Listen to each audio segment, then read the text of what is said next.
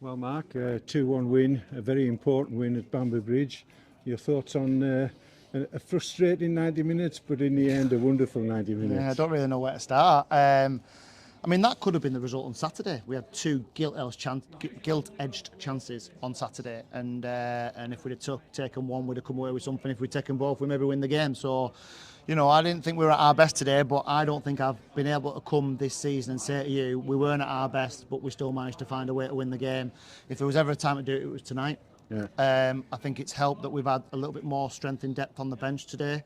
It allowed us to try and pick a team tactically, and it allowed us to bring two players on who right, constructed the winner between them. So made a difference. Absolutely, and I thought we pretty much made the right decisions at the right time with the subs. It's a brave decision to take both centre halves off. I know that one of them was injured, but it is a brave thing to do that, and I just felt that they'd give us a little bit more energy, a little bit more, be a bit more combative, a little bit more freshness.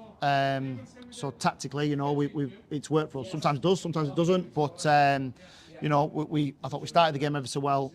Again, the issue was that we had to do something after we conceded, because we then had a 5 or 10 minute spell where we just couldn't get a foothold in the game. And yeah, he's an idiot, isn't he? And then we had to find a way to change something to just get a foothold in the game. We did that. Thought the equaliser was a piece of quality from Clarkey, and I made up for Clarkey because he's had a rough couple of weeks. You know, we've had to move him from left back to right back to left back to right back, and the way I saw it, Clarkey tonight, his first two balls down the line, both went out of play, skewed them, yeah. and then he got into the winner. game. Well, that's all that matters, isn't it? The one at the end, and like your own place for the guy. Riggy doesn't miss them, and as soon as he went through, I thought this is it in the net, because that's what he's like, and I think up to that point, I'm thinking this is going to be another tough night for us, and I'm thinking it's a mistake for their goal, and I'm thinking, how's your luck? So, and then that bit of quality from Clarkey gets us level, and the piece of quality from Dav, the endeavour from Jordan, and then the finish from Rubes to tap it in. You know, it's the best way to win a football match late on. Yeah. Best way to do it in front of a really vocal, you know, high energy support who dragged us back into the game, because they really kicked off their support when we were behind, which is massively important to us. So yeah, we needed to find a way to do it, and we have done. You brought Connor Panny in, and I guess you'll be impressed with his performance tonight. tonight. Brilliant, absolutely brilliant. We've used him as a holding midfield player, then moved him into centre half, did everything that he needed to do really proficiently. I watched him striking balls in the warm up, because I've never seen him play. I know his pedigree. I have seen him play when he was at Blyth and they beat us. But I'm watching him strike balls in the warm-up, and what a footballer he is, what tools he's got. So, you know, he gave us an opportunity to spring out both sides. Probably didn't get Jamie in the game as much as we wanted to. But having said that, I thought when we brought Josh Galloway on, I mean, Josh, just to get through 10-15 minutes tonight's a big thing for Josh. You know, so hopefully he now comes into contention. But he made a big difference to us as well with his energy down this side. And all of a sudden, we just looked a threat by bringing on fresh players that have been out injured or whatever. So we took a little risk with Charlie Barnes. Hopefully he got a knock early on, which didn't help. But he saw it. I mean, I said before, he's that kind of kid where he would literally run through a wall. He would, because he wants to be out there. He wants to do what he can for the club. He's a sort of character and mentality that you want. He wanted to be here tonight. And you almost had to drag him off. Yeah, well, I did, because he didn't want to come off. So yeah, just found a way, Steve, and that's at this time of the year, in the position that we were in, it's massive. I think we've jumped up, 4 or 5 places tonight just through one win. Another one would take us probably in the top half, which is how mad it is. But we've got to try and back up that performance with another solid one against Hyde. We know our home record is as good as anybody's. So we've got to dust off. We've got to look after a few lads on Thursday. Caitlin will be busy, and we'll go and try and back this up with another win on Saturday. There's a bit of ill feeling at the end of the game.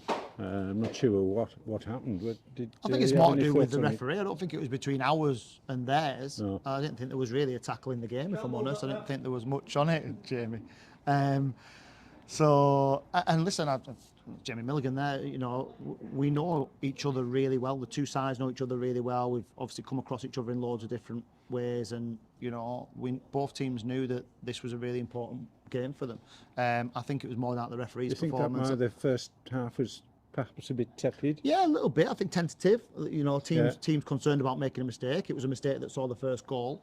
So, but I think Bamber Bridge were my view of the refereeing performance tonight was it was a little bit inconsistent. And I think that's what they were aggrieved about. You know, a couple of bits and pieces, but that's how it goes. You know, it's a tough job. We know that. I've tried to keep me counsel with referees this season because you know I understand how tough it is. I always say just to get the basic decisions right. The problem is, you know, they get a few things wrong, and everybody sees that. And also, in fairness to them, they get a lot right, you know. And nobody says anything about that. Yeah, absolutely. You know, but there was, you know, I mean, we got away with 2 or 3 corners, which I didn't think were, but but get the big ones right, and that's, you know, there was one against Guiseley which nobody said anything about, but when I watched it back, there was a foul on Kieran Caston against Guiseley at home at 1-0 down. And he is absolutely poleaxed in the box, and that wasn't given. And remember it. I've watched it back time and time again. It's awful. But that maybe cost us a point that day. So yeah, I can see why people get aggrieved, but I also accept it's a really tough job. Mark, excellent 3 points tonight, and I must say as well. Oh, you're wearing your lucky two hat. things. I'll come back to my hat in a minute, but our support tonight, they were absolutely magnificent. They turned this into a home game for us, you know, in the second half, and the fact that they really got behind us when we went behind. It's the best way to score with your own supporters at the end of a game. You know, the reception from them to the lads at the end, magnificent. Obviously, we went over and saw them, which we should always do anyway. But, you know, I think testament to them, it's probably one of the nearer away games, but nothing's near to Workington, is it? So, you know, absolute credit to everyone that's come down tonight, magnificent. And just one for Trevor and Julie, who gave me a hat because they've been so upset that I've been wearing a blue hat for the last couple of weeks for interviews. So they've given me a free hat. So I thank them for that, and I've exchanged my blue one for them. Right, so well done to the supporters. You've sent them back up the M6 happy. Bring the hat on Saturday. I will.